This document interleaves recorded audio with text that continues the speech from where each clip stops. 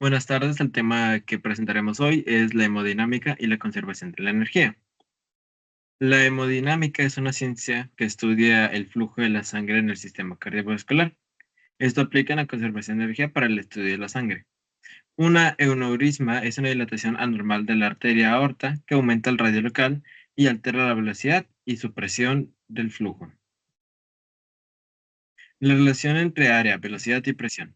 Para poder entender cómo se relaciona la mecánica clásica con el aneurisma, tenemos que entender que si el conducto se ensancha, es porque la sangre se mueve más lento. Si la velocidad baja, es porque según Bernoulli, la presión sube ligeramente. Y si la presión sube y el radio aumenta, es porque la pared sufre más estrés, según la ley de Laplace. Bueno, ahora vamos a ver ecuaciones de la hemodinámica. En este caso vamos a ver dos de las ecuaciones fundamentales de ese tema. La primera siendo la ecuación de la continuidad, la cual dice que si un fluido es incomprensible, el caudal, lo siento, siempre se mantendrá constante. Entonces, si el área de un vaso sanguíneo se hace más pequeña, su velocidad va a aumentar y si el área aumenta, su velocidad disminuirá. La segunda es la ecuación de Bernoulli que relaciona presión, velocidad y altura. Esta ecuación nos ayuda a entender cómo cambia la presión de la sangre cuando se mueve por zonas estrechas o anchas de algún vaso sanguíneo. Conservación de la energía en sistemas mecánicos. La energía mecánica total de un sistema se mantiene constante siempre que no actúen fuerzas no conservativas. Esta energía se divide en cinética y en energía potencial.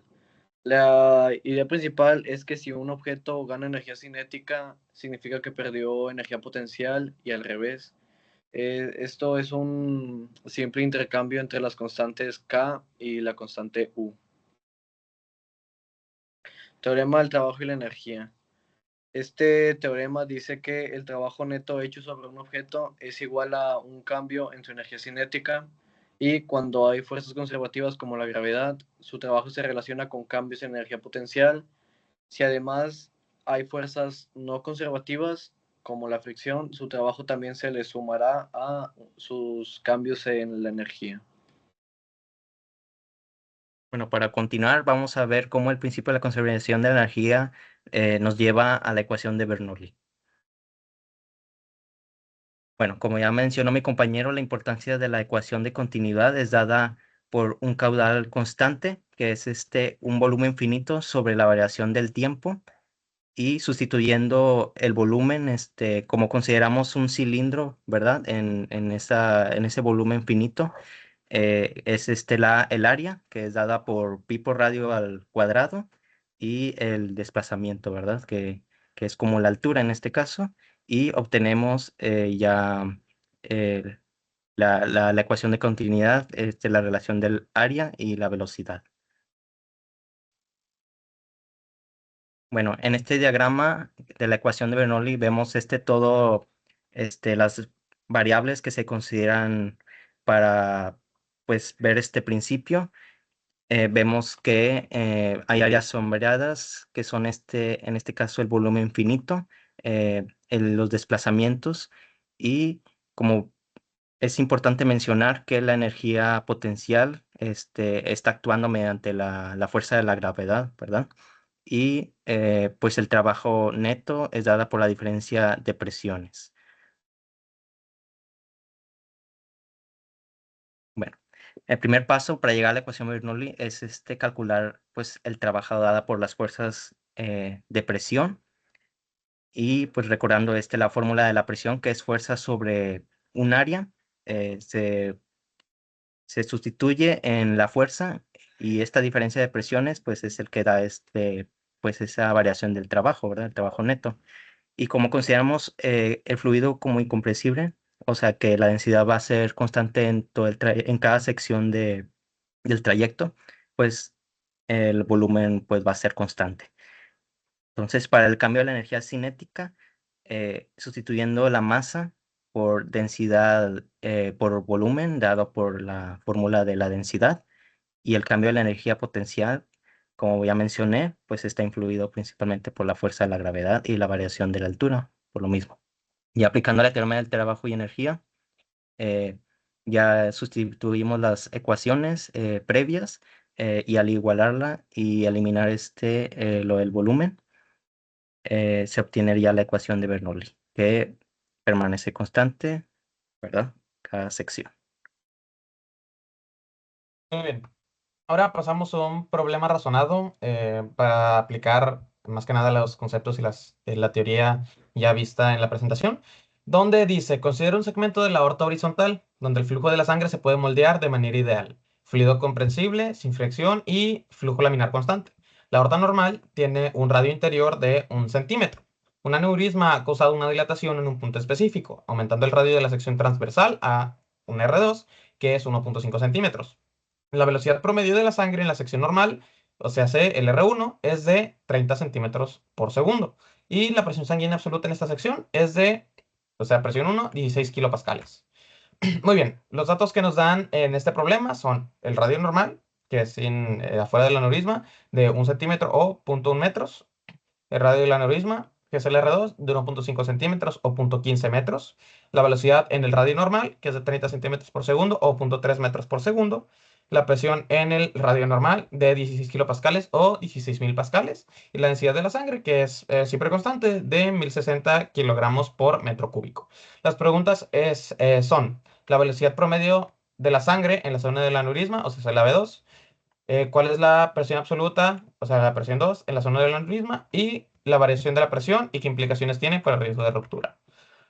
Bien, para el inciso 1, tendremos que usar la aplicación de la ecuación de continuidad, en la que nos dice que el área 1 por la velocidad 1 es igual al área 2 por la velocidad 2, pero usaremos para las secciones circulares, que es pi por radio 1 al cuadrado por la velocidad 1, que es igual a pi por radio 2 al cuadrado por la velocidad 2. Simplificamos y despejamos la velocidad 2, que nos queda como velocidad 1 por la división entre el radio 1 sobre el radio 2, todo eso al cuadrado.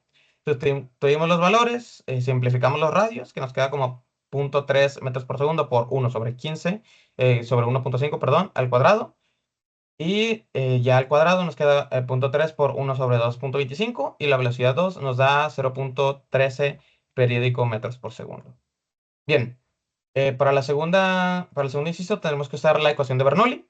Y como aquí no hay como tal una altura, está siempre parejo en la horizontal, se puede eliminar directamente la eh, energía potencial. Despejamos la presión 2, que nos queda como presión 1 más un medio de la densidad, que esto pasa como un factor común, de la velocidad 1 al cuadrado menos la velocidad 2 al cuadrado. Calculamos las energías cinéticas, primero en la sección normal, que nos queda como un medio de 1060 por 0.09, que es el 0.3 al cuadrado, y que nos da 47.7 pascales. Después, la energía cinética en el aneurisma, que nos queda como un medio por 1060 por 0.017, que es 0.13 al cuadrado, perdón, nos da igual a 9.42 pascales. Hacemos la diferencia de energía cinética, restando 47.7 menos 9.42, que nos da 38.28 pascales. Para calcular la presión, ya nada más sumamos estas dos y nos da 16.38 kilopascales. Bien, para el análisis de resultados, hacemos la variación de la presión, que nomás restamos la presión 2 menos la presión 1, nos debe dar igual a 38.28 pascales. Para sacar el porcentaje, nada más dividimos ese delta P sobre el P1 por 100 y nos da 0.239%. Para el análisis del primer punto, tenemos que la velocidad de la sangre disminuye significativamente en el aneurisma, aproximadamente un 55.6, debido al aumento de área. Esto nos demuestra que es consistente con la ecuación de continuidad, ya que a mayor área es menor velocidad. Y para el inciso 2, tenemos que la presión en el aneurisma es mayor en la aorta normal, con un aumento aproximadamente de 38 pascales. Bien, para las implicaciones tenemos que cuando el flujo se hace más lento dentro del aneurisma, la presión aumenta ligeramente. Y esto coincide perfectamente con el principio de Bernoulli, que dice que la presión 1, perdón, que la presión sube en las zonas donde la velocidad baja. Aunque el aumento de presión es pequeño, unos 38 pascales, el verdadero problema aparece cuando aplicamos la ley de Laplace. Y como el vaso pasa de 1 centímetro a 1.5 centímetros, o sea, un 50% más, ese aumento de tamaño hace que la pared soporte mucha más tensión.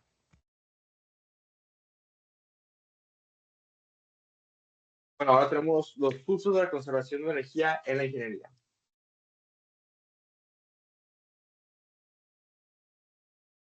Ahora vamos a empezar con la ingeniería mecánica.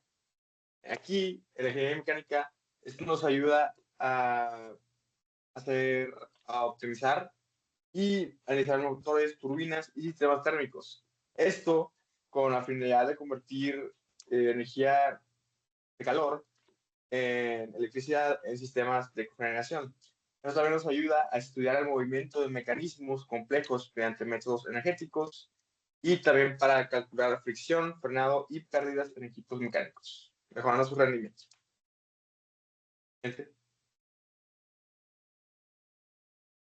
Ahora, en la ingeniería biomédica, la conservación de la energía es una base para entender la biomecánica y sistemas médicos. Esto con el fin de analizar cómo el cuerpo y los dispositivos médicos transforman energía.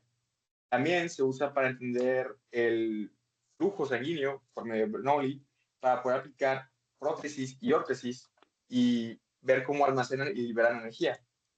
Esto con el fin de poder hacer dispositivos más seguros, eficientes y adaptados al funcionamiento del paciente. Listo. Ahora, como conclusión, pudimos justificar y analizar esto a través de la termodinámica y la conservación de energía, pero esto es teórico. Todo esto que hemos hecho es teórico. Así que hay, en el mundo real, con los pacientes, hay cosas, hay variables que pueden afectar a estos resultados, como por ejemplo la viscosidad de la sangre, la turbulencia, el pulso cardíaco y la rigidez del tejido. Pero Bernoulli y Laplace nos dan una idea de cómo sería esto sin tomar en cuenta esto. Bueno, eso sería todo. Muchas gracias por su atención y este ha sido nuestro día.